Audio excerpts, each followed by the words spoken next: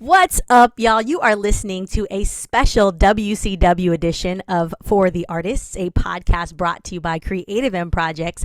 I'm your host, Melissa Sharee, and today we have a feature, someone that we are bringing back. I'm very excited to bring back. So I'm not going to go into a super long introduction, but let me say this.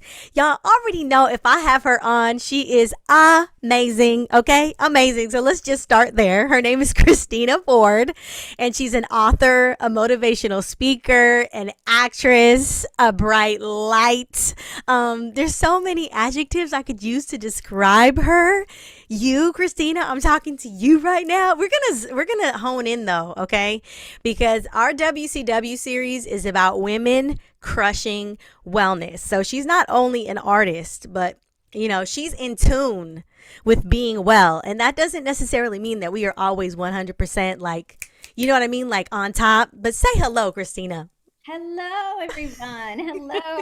Thank you so much again for having me.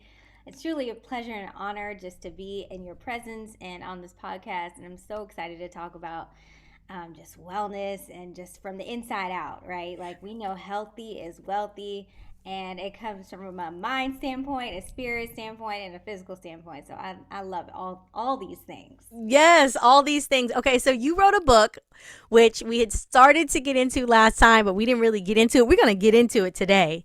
You guys, she wrote a book. It's a devotional, it's a motivational book called You Are the Prize, A Journey to Finding Faith, Confronting Fear, and Recognizing Worth. So I already know what I'm going to ask first, and that is, how did you get started with this book in terms of the concept, the idea, the passion for it? Like, let's just go there.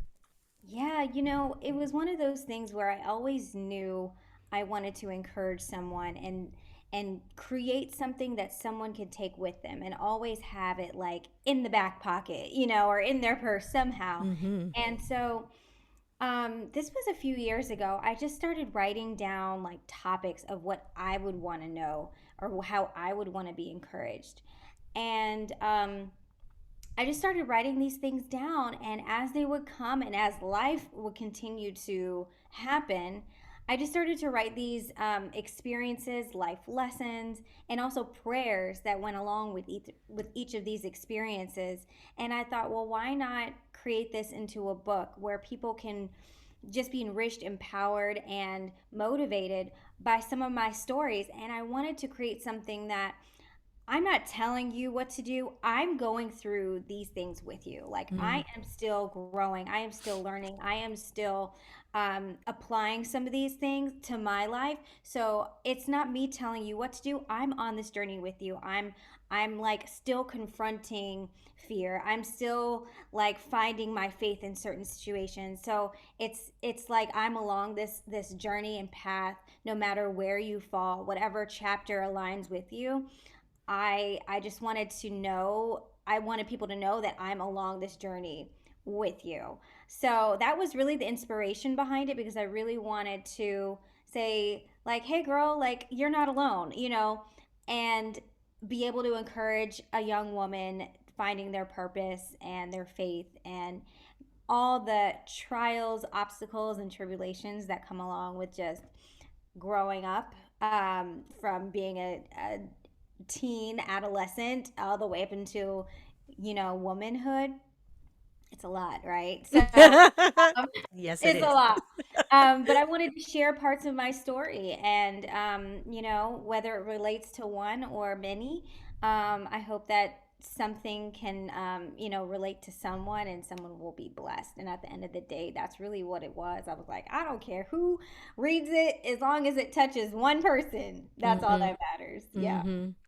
You know what really moves me about that is, well, probably many things, but one thing I'm gonna point out in particular is that you didn't wait until you were like some expert. You know what I mean? Like you have expertise. I don't believe anybody is like a full expert in anything because we're all like still attaining knowledge and information, understanding, right? Even like the greatest of the greats, and girl, you are great. But my point is that you didn't wait to put something out there, to release something until you like You know what I mean? Like, you know, how sometimes we wait and we're like, well, I'm not really an expert. I don't really have it fully together. I don't have like all the answers. So I'm going to wait. It was like your motivation for doing this was to reach someone. Even you said just one. And so look what you produced out of that. Yeah, and like I think I mentioned this last time, but it's like I always go by the mantra, don't wait, create. Like there's never going to be a perfect time to create something or to reach a level to where you feel like now is my time to do something. You just do it, you know? Mm-hmm. And you do it scared, you do it without knowing things. I didn't know the first thing about writing a book, let alone self-publishing. So, going through that whole process, it was a learning curve, but it was also one of those things that like now I know and I help other people too. Like people have come to me like, "How did you do this? How did you write a book? I want to write something now." And I'm happy to share everything that I learned so that, it makes for an easier process when people are trying to tell their stories. And so half the battle is getting it down on paper. And that was probably the hardest part is like actually coming to terms with like, oh wait, these are my real experiences and real like trauma and real life that has happened, and I'm putting it down on people, or people are actually going to read this. Oh my goodness. And that's kind of like, the reality of the situation. Like, wow, if I can, again, just touch one person with one of my experiences in life, I've done what I'm supposed to do. So it's such a process. And yeah, you don't have to be an expert. You just do it. Yeah. Who cares? Yeah. So you were writing these things down. And about how long did it take you to write like all these things down? Was it like a year? Was it like months? Multiple years? I initially started actually writing a different book, Mm. and then it kind of morphed into this. But that was probably 2 years ago. Okay. Yeah, just about 2 years ago. And then I kind of put it on pause. I was like, I'm just gonna give it a beat. I wasn't ready to dive back in. And then something said, well, I'll tell you. The Lord said, I can't fully bless you until you finish this book. Mm. Mind you, I had no title, I had no nothing. I didn't know what I was doing. And I was like, what? And I heard that over and over. And I'm like, okay, I will finish this book, whatever it takes. I took classes, like I took book writing class, I prepared myself to learn the craft of just writing this style, right? And I just said, okay, I just need to be obedient in this Mm-hmm. purely. Like it was honestly like just a huge act of obedience, and that's it. And so over time, I guess you could say it was probably about just about a year and a half of really writing and honing in and getting it to completion, about a year and a half. And I know that sometimes like it takes longer for people to write things, but I said I have to get this out no matter what. And I was determined, and yeah, a year and a half. Well, and thanks to COVID, because I was had extra time to really Yeah. sit down and kind of like hammer it out when things were kind of in a lull. So it kind of worked to my benefit. I mean, shoot, if the Lord says I can't bless you till you get this done, I guess you're going to get it done. Yeah, but exactly. but I want to ask you just in terms of it's like so you were thinking about how you could help somebody else, right? But in the process, like how did that help you in terms of like really getting some stuff out? I think it always goes back to like, this isn't about me. Mhm. Although the stories are about me and the experiences are about me, at the end of the day, this isn't about me, like writing a book and selling it or whatever. It's not. It's about like this is a God-given like assignment. So when God gives you assignment, it's never about you. It's always to bless someone else. So I kept having to remind myself Mhm. like, get out of your own way. Like this is not for you. This is for someone else. And I Mhm. think that was the constant encouragement and motivation behind it. And then just in transparency, and this is also in the book as well, it was part of my healing and grieving process too.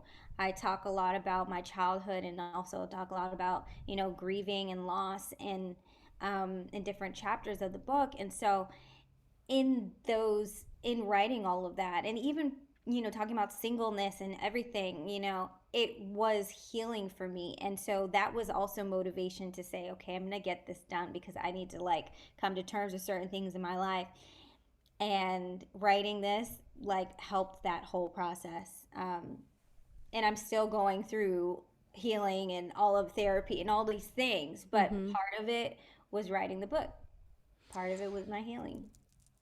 Girl, the courage, first of all, the courage that it takes to confront really and face the things that cause us pain, right? That bring fear and anxiety. I mean, that takes courage to face those things.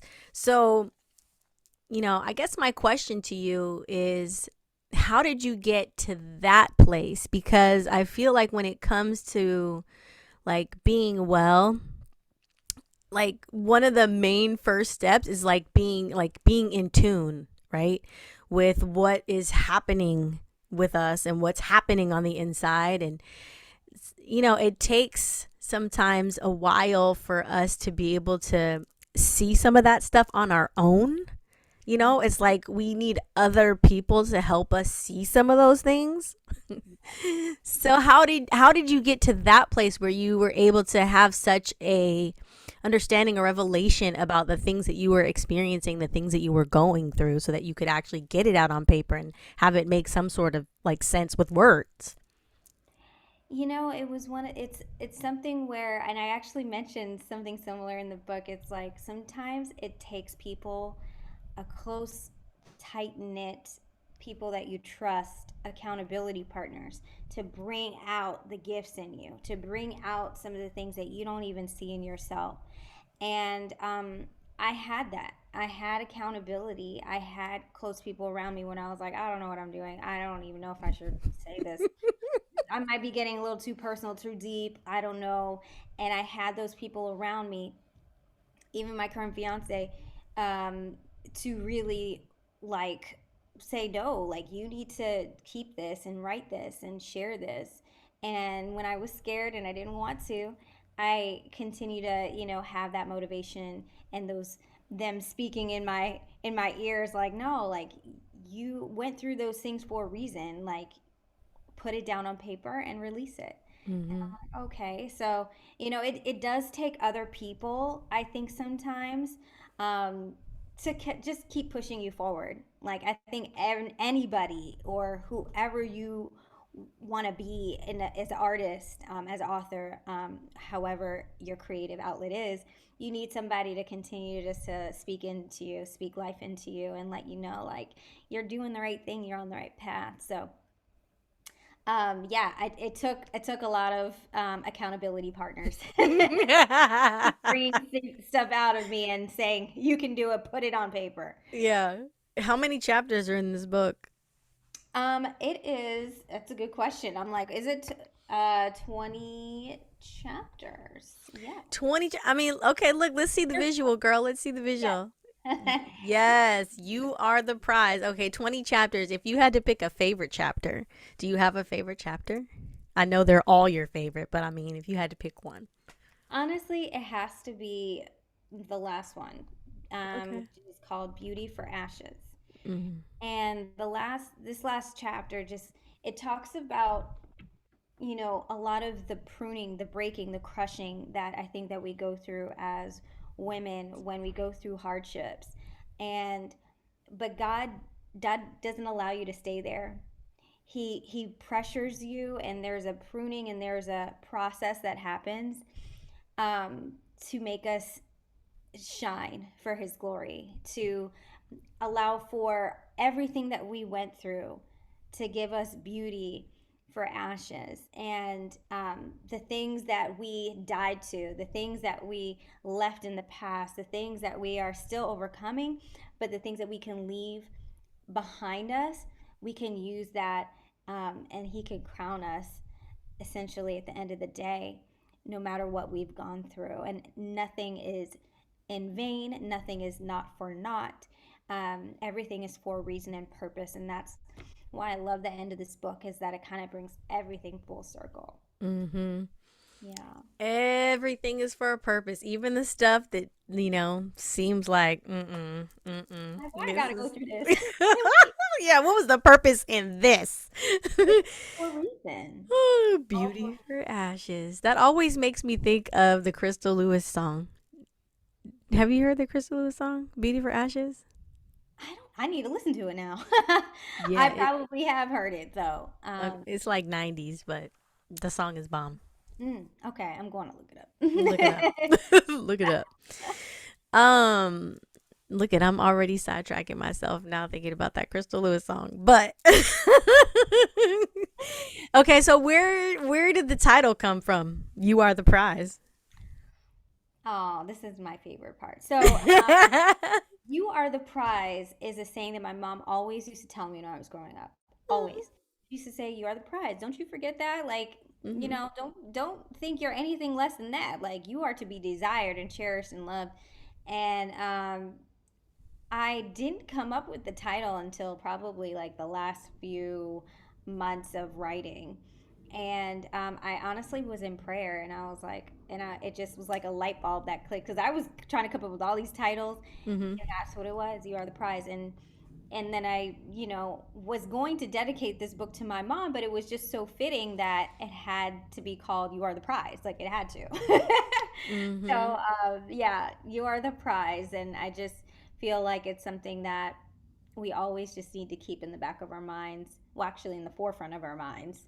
That, that we're special, that we Yeah. are absolutely cherished and need to be treated as so. So that's where the Mm. title comes from. Okay, Mom okay. always told me. That's what your mom always told. Okay, so I'm gonna take a little deep dive here now. Since we're talking about your mom, and that's where the inspiration came from for the title, because I'm just thinking of, so your mom has passed, and you were so blessed and fortunate to have that voice, right? So that Yes. could still like ring true in your ear, but now her, like, the spirit of her voice remains, right? Hmm. But her voice, the actual physical voice, is no more. And it makes me think about people who either never had that voice to begin with, like didn't have a supportive mom voice. There was always kind of like a void in that sense. Yes. Or similar to you, mom has passed on, and now the spirit of her voice is there, but her physical voice is no longer there.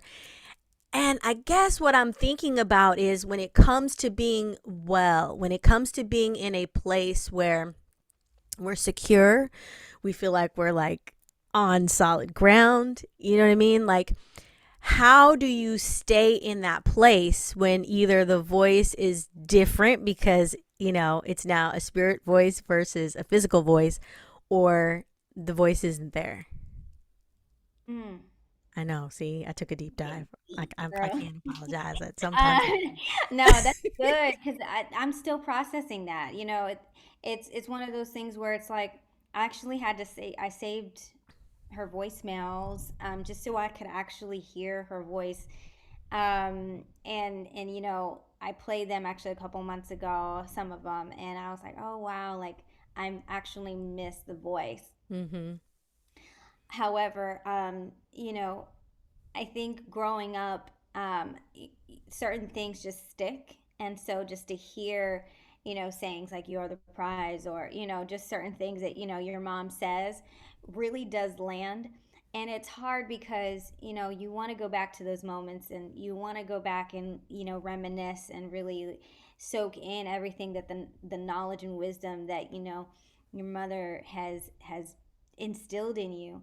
And Mm-hmm. it's it's wonderful. It's actually more powerful now that she's gone than when she was here. Mm-hmm. And even though I still could hear her voice, sometimes I think, when someone's present, you take them for granted. Not that I Yeah. ever took my mom for granted, but, in retrospect, like, you know, I wish I could have like hung on to some of the some of the other nuggets that she used to share even more, Mm. But Yeah. now I can still kind of, those things still have impact. Those things still remain, and that's why I just wanted to like put down the lessons that I learned that even she's helped shed light on and revelation on in the book. So all of that is still, you know, it's here forever now, so Mm-hmm. nothing is ever lost. And I think it's a hard process, and I'm still going through it. So I'm Yeah. still going through the process of understanding, like, what's her voice and what's God's voice, like all of those like nuances of just processing grief. But I think no matter what, the nuggets that she shared will always remain, and I can always, they're impressionable things that can just stay in your heart and your spirit forever, as long as you just acknowledge that it's her. I think the acknowledgement piece is so key, which I'm still working on. Mm. Like, oh yeah, no, like I acknowledge the fact that you shared this with me and shared this advice with me, shared this knowledge with me, and it just means so much more now. Yeah. Yeah, that's deep. But it's definitely like it's provoking me to really like reflect and think about that. So thank you. I need Yeah. that. I mean the the bond between, a mother and her children.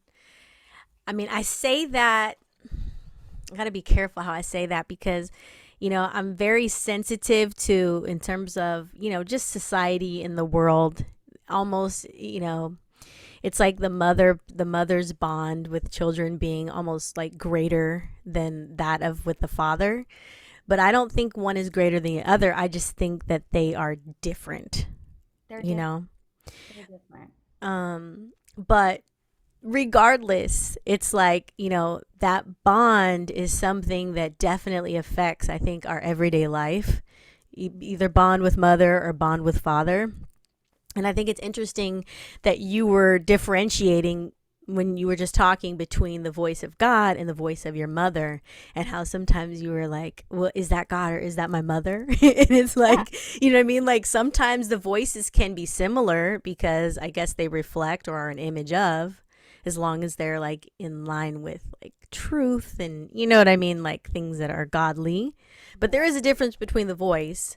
And it just made me think about all of the different voices that we hear, Yeah. like in a single day, and how important it is to be able to differentiate between the voices that are speaking and what we're listening to, because it has a direct effect on, what's going on Yep. spiritually, mentally, emotionally, like, all that. Love it. So, you know, how did you get better at being able to differentiate between, the voices that you're hearing in your head? I'm still working on it. Being real, I'm still working on it, and it's one of those things where I so one of the things that my mom and we talk on the phone all the time, and because she was on the East Coast and I'm on the West Coast, we had, I would call her in the morning and in the middle of the day and then the night before she went to sleep, Mm-hmm. and so now, obviously I don't have that regular conversation with her. But what I do, what I'm continuing to try to do, is on my walks in the middle of the day to take a break. I don't literally go like this, "Hi, mom," but I say, okay, this is my time when I would normally call my mom. Let me just say, hey, how's it going? And Mm. that's when I literally feel like we're having a phone conversation. I'll literally talk up, like hoping people don't think I'm crazy.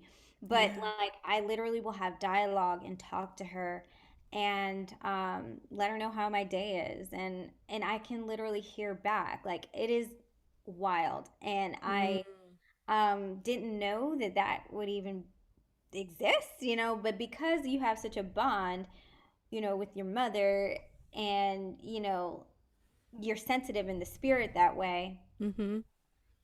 I try to do that very frequently so that I'm able to really hear and acknowledge, like I mentioned, because it's easy to just shut it down and forget and say, nope, I'm not going there. Nope, nah.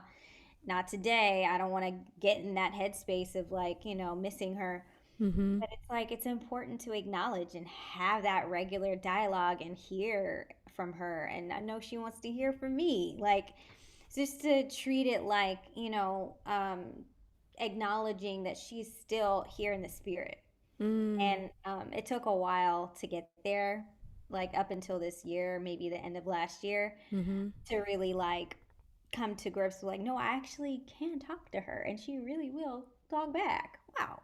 Mm. Um, so I think when you position yourself to be sensitive to hear, I think that's when, you know, it can be such a beautiful thing. Like I encourage anyone who's lost someone to who you've had like a special connection to, just to talk to them. Mm. They can hear you. Yeah. So but you hesitated in doing that for, you said, a year. Oh yeah. And what was your hesitation? Just fear that like you shouldn't do that, or someone said something, or No, I think it was just more like, oh, I'm coming to grips that like I really can't call her. mm. Like, oh shoot, like this is real, like I really am like grasping for this. Mm-hmm. And so I would just avoid it. I wouldn't want to. But because the heavenly realm is so powerful, I would still see things. Like I would still see like butterflies or ladybugs, or just those are the different ways that I know it's her. Um, and I would see them all the time. And so like if it wasn't like me directly like speaking, she would show up anyway. So it's pretty amazing just to know like, okay, no, she's not gonna let me forget.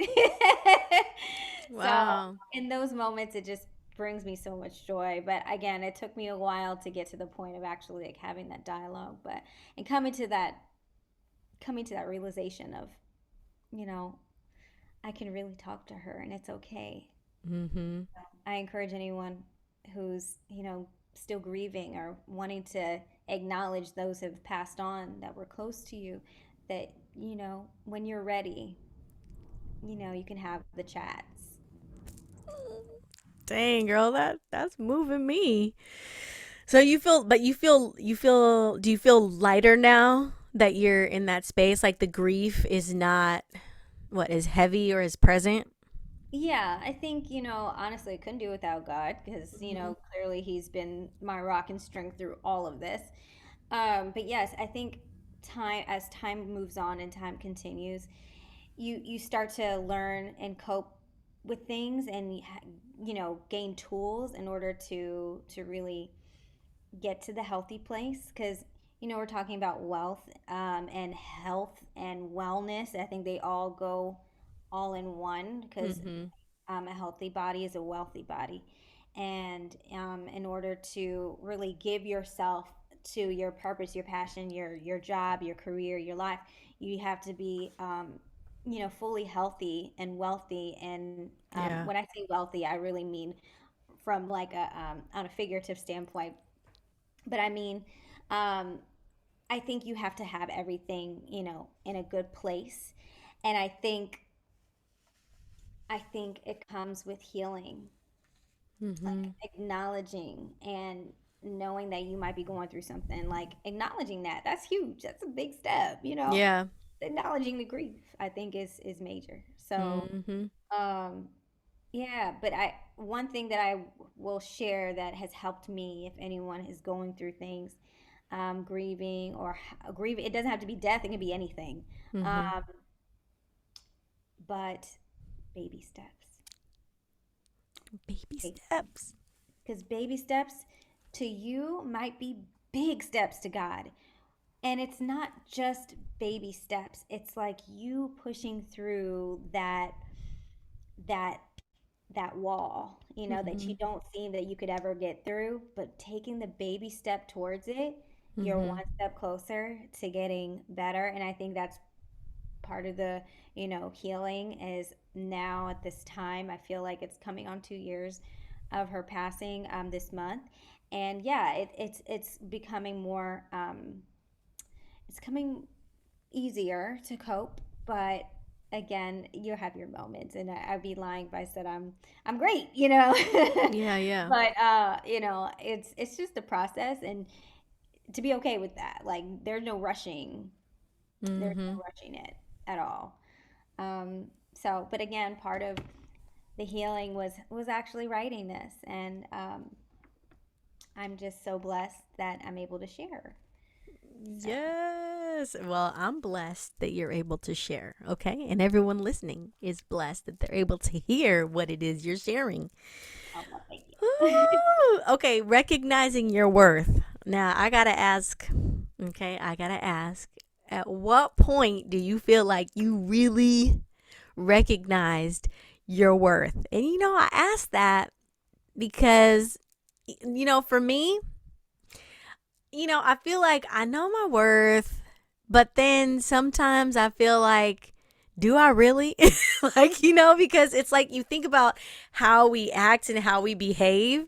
It's like we have moments where it's like, oh, shoot, I really forgot some of my worth by doing X, Y, and Z or allowing X, Y, and Z to happen to me. Absolutely. I think knowing your worth and fully embracing it is never going to be like a whole consistent like block of like yes I'm worth, because we're human, we have our roadblocks, we hit our ups and downs, and it's hard, it's Mm-hmm. hard. But I think that's like part of, because anybody who's you know age 5 up until like 99, however, everybody struggles at some point, but I think having the understanding, to know that you are not succumbing to compromising yourself, to knowing that you are fully whole in who you are, and no one can tell you otherwise.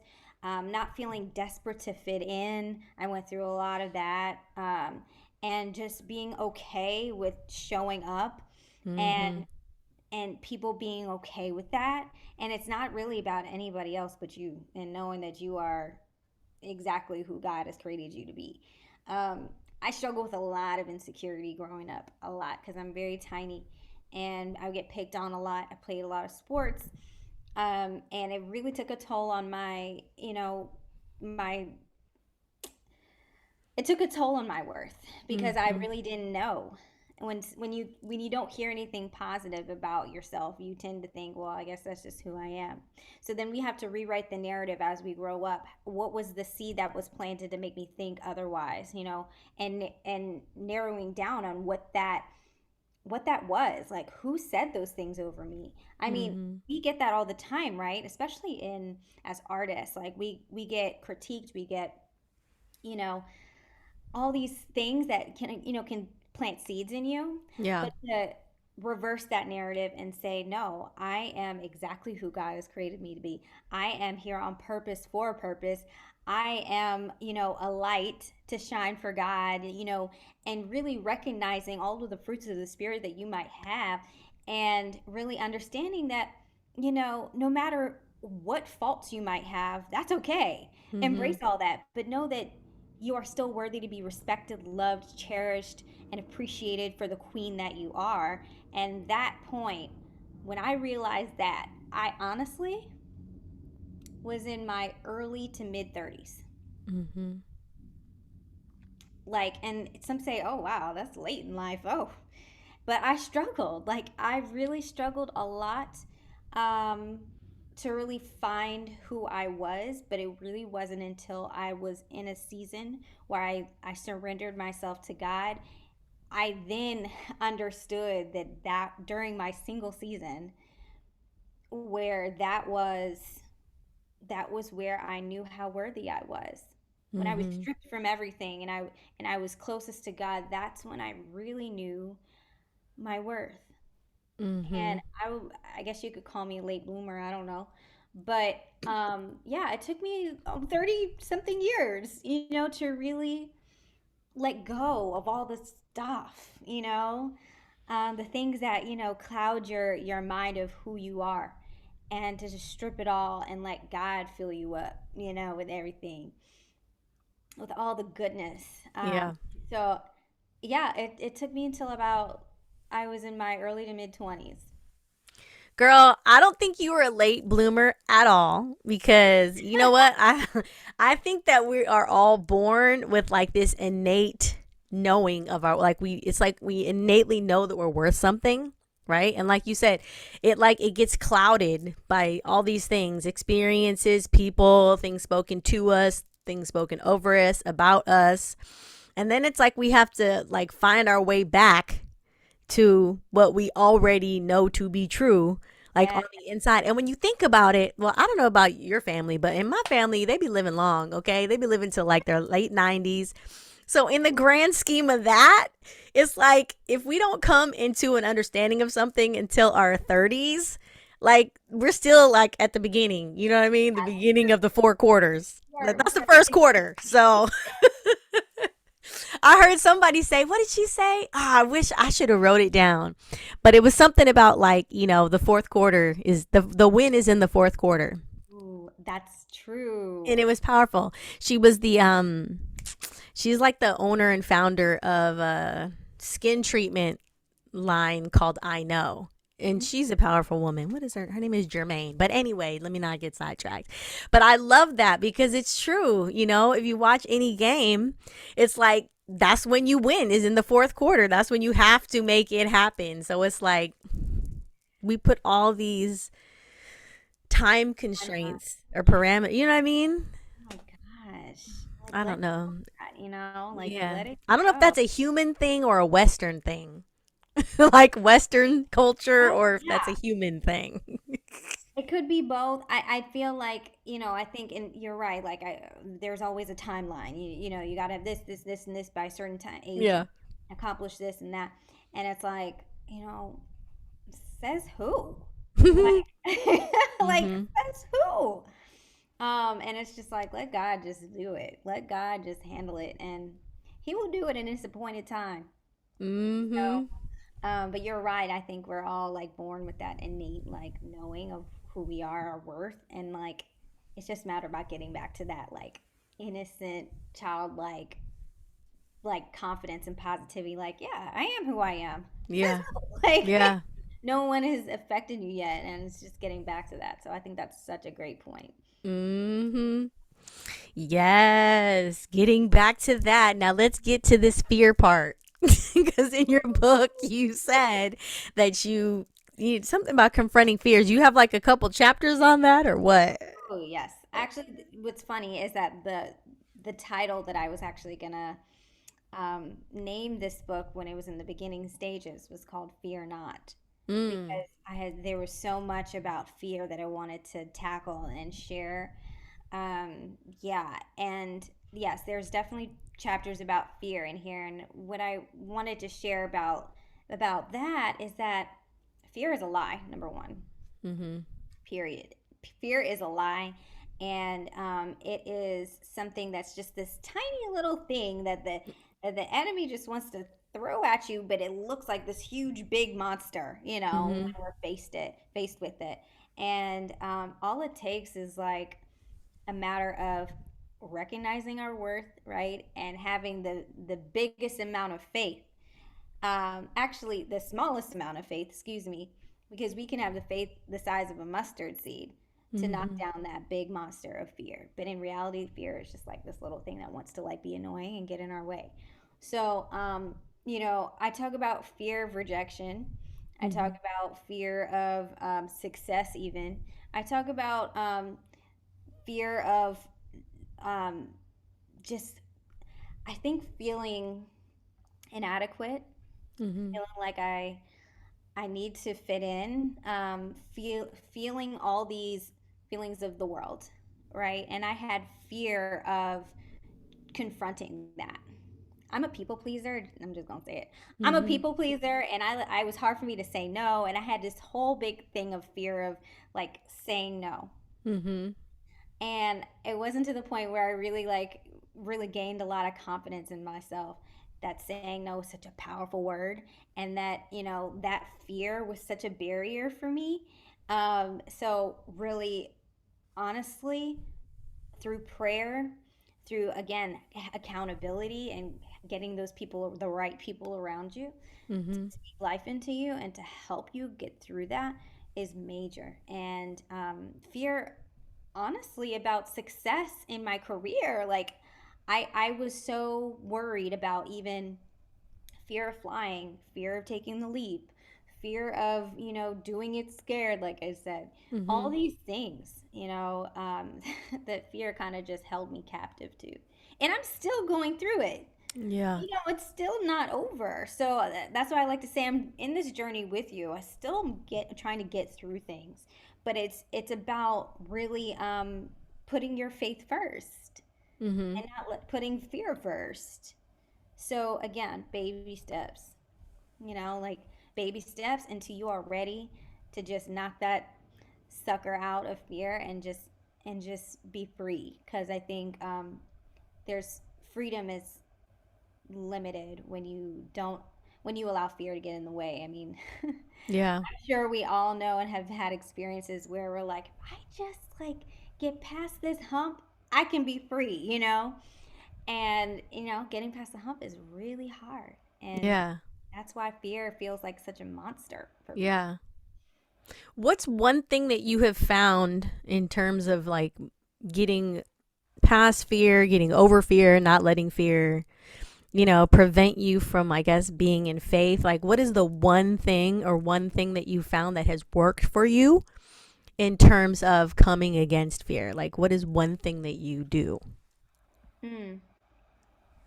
I think the one thing that I do is to talk down to fear. Like and I have help. Like I Mm-hmm. have like people on my close friends on my speed dial, like, I don't know what to do. I need your help. And they Mm-hmm. will literally have to talk down this fear that I might have over a specific thing, and I literally will just have to burst through it. Mm-mm. And honestly, I couldn't do it with I probably could, but I needed the help. And I think that's why God gives us sisters in Christ and people around you to really help you. Mm-hmm. Because I'm telling you, it was a stronghold for me in certain areas where I really needed the help. Um, but once I was able to feel comfortable enough to pull the trigger and just Mm-hmm. burst through whatever situation it might be, then I started to build up that I can do it on my own. But I honestly needed the accountability to help push through a lot of the fear and to keep me and to not keep it lingering. The worst is when you keep fear lingering forever and ever and ever, and it's like, well, wait, you could have nipped that in the bud a long time ago. But that's why you enlist help, prayer Yeah. partners, people to intercede for you, people to walk with you. And I think that's super important. You're not on this journey alone. And that's Mm-hmm. why, again, I'm like, you are not alone. Like, I am here for you. I'm with you. So, whatever fear you might be trying to face and tackle, like, we're in this together and we're here to knock it down, chip it down, one step at a time. Mm-hmm. Wow. Woo! Okay, so we're going to get ready to find a place to land this conversation because we can't keep going. But I just want to, there's a couple of things that I hear coming up that are kind of like a theme in terms of, kind of you and your wellness. It's like, you've talked about making sure that you have people that you are connected to, like a tight knit group. You've talked about accountability, right? Having people that you are accountable to. Another thing that I've heard you say that really works for you is, your ability to really kind of talk through things almost like with yourself, Oh, yeah. because it's like you're going on these walks. I know you said, you're talking like to your mom, but it's like, you're talking to yourself too. And then you just gave another example of, how you're talking through things with yourself. So it's like there's a power in that self talk. So those are some of the things that I've heard come up from you during our conversation. Would you say that's accurate? Oh yeah, no, you hit it. You hit it. It's actually like funny hearing this back, like that I actually said those things. And I'm like, oh yeah, I guess I did say that a lot. But you know, I think it's so true to I'm one of those people where I talk through everything. Like I need to get it out of my head or Mm-hmm. else it will just keep swirling in there. And so I just need to talk through it. And so sometimes whether it's me talking to God first and trying to make that first and foremost, talking Yeah. to myself and really making sense of things, then I can maybe bring it to someone who I can trust, who I can pray with, who can keep me on target with accountability, certain things. I truly find value in that. I think when we keep things in Mm-hmm. and we're not expressing that, and people have different ways of letting it out. So, but this is for me, I find that if I talk through things, I'm getting it out. And Yeah. it helps me make sense of whatever is going on in my brain. And I feel like there's power in words. And when you hear something coming out of your mouth, you can switch it up real quick and be like, "Oh, no, no, no, no, that's not right." You can shift your mindset. And so Yeah. that's why part of the book, I put affirmations at the end of each chapter. So you are constantly speaking positivity and life into yourself no Mm-hmm. matter what the situation, and I find that there's so much power in that. So yes, that is definitely part of you are the prize, is being able to affirm yourself in a positive way. And so yes, it's right on target. I talk to myself a lot, and I encourage you too, just to continue to speak life. And if that that ounce of negativity or that fear snaps in, you just go to an affirmation and you turn that thing right around, and you get right back on track. Mm-hmm. Yeah. Speak life, speak it out, get back on track. I like that. I like it. Okay, so Christina, go ahead and why don't you shout out again? The name of the book is You Are the Prize. So, you know what? Tell everybody where they can get this book, where they can find this book. I don't know if you're doing a book tour. Like, now is the time to do all those shameless plugs. Oh, thank you so much. So, yes, my book is available on all online platforms, whether it be Amazon, Barnes and Noble, Target. You can find it anywhere. You can just type in "You Are the Prize," Christina Ford, and this book should pop up. You can follow me on Instagram at "You Are the Prize Book." And also my personal page, Christina D. Ford, where I give nuggets and just updates and things like that. And you can, just stay connected with me. If you need prayer for anything, please don't hesitate to reach out. I'm here for you. And I hope that, and I would love to. I'm actually going to do a book giveaway soon. So Ooh. if you follow me on Instagram, just keep a lookout for some book giveaways, and I give away some goodies. So please be sure to do so we can stay connected. And always, always remember that you are the prize. You are the prize. Yes, y'all, you heard it. You better go follow those pages, okay? Because free stuff? Come on. We got to get that free stuff. You got it. And I know that if you're following Christina's page, you will be uplifted because she does affirm regularly. Okay? All right, well shoot. Our time is wrapping up, girl. I really appreciate that you came on, that you took this time. I'm sure there'll be another opportunity for you to come and chat with me again, hopefully in person. Because you know what, all this virtual stuff, I'm getting over the virtual stuff. Okay, I'm about to go on. I'm about to go on location. Come on, let's go. Let's So yes, as we wrap up, I just want to remind you guys that you have been listening to our feature, Christina Ford, the beautiful and amazing Christina Ford, author of You Are the Prize. I've been your host today, Melissa Sharee, with For the Artist, a podcast brought to you by Creative M Projects, which is a 501c3 nonprofit organization. If you guys want more information about what we're up to, what we're doing, and what we're offering to artists, please go to the website, which is www.creativemprojects.org. So until next time, y'all, I want you to keep creating from the inside out. This has been a WCW special edition, and we'll see y'all soon. Peace. And